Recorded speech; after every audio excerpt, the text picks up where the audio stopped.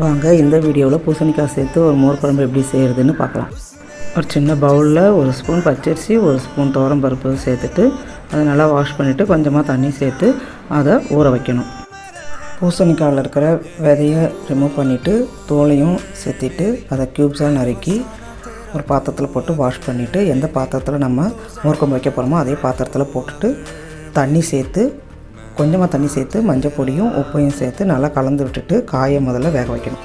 கெட்டி தயிர் தண்ணி சேர்த்து மிக்ஸி ஜாரில் போட்டு நல்லா பீட் பண்ணி மோராக்கி வச்சுட்டு ஒரு சின்ன பவுலில் தேங்காய், பச்சை மிளகா, சீரகமும் சேர்த்துட்டு நம்ம ஊற வச்சுருக்கிற அரிசி துவரம்பருப்பும் சேர்த்துட்டு ஒரு துண்டு இஞ்சி இதையும் சேர்த்து நல்லா ஃபைன் பேஸ்ட்டாக அரைச்சி ரெடி பண்ணி வச்சிடணும். காய் வெந்துருச்சான்னு பார்க்கணும். காய் நல்லா வெந்ததுக்கப்புறம் இந்த அரைச்ச விழுதை சேர்த்து நல்லா கலந்து விட்டுட்டு கொதி விடணும். இது கொஞ்சம் கொதித்ததுக்கப்புறம் நம்ம மோர் ரெடி பண்ணி வச்சுருக்கோங்க இல்லையா, அந்த மோரையும் அதில் சேர்த்துட்டு தேவையான அளவுக்கு தண்ணி டேஸ்ட் எல்லாம் பார்த்துட்டு கன்சிஸ்டன்சிலாம் பார்த்துட்டு ஒரு 2 மினிட்ஸ் அடுப்பில் வச்சா போதும்.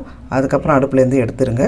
இப்போ தாளிக்கிற கரண்டியை வச்சுட்டு காஞ்ச மிளகாய், காரம் பத்தலைன்னா காஞ்ச மிளகாய் கிள்ளி போட்டு அதுக்கப்புறம் கடுகு, உளுந்து, பெருங்காயம் இதெல்லாம் போட்டு தாளித்ததுக்கப்புறம் கருவேப்பிலையும் சேர்த்து பொரிஞ்சதுக்கப்புறம் நம்ம மோர் குழம்புல சேர்த்துடலாம். நல்லா கலந்து விட்டுக்கோங்க. டேஸ்டான சூப்பரான மோர் குழம்பு ரெடி. நீங்களும் ட்ரை பண்ணி பாருங்கள். கமெண்ட் பண்ணுங்கள், லைக் பண்ணுங்கள், ஷேர் பண்ணுங்கள், மறக்காமல் சப்ஸ்கிரைப் பண்ணிவிடுங்க.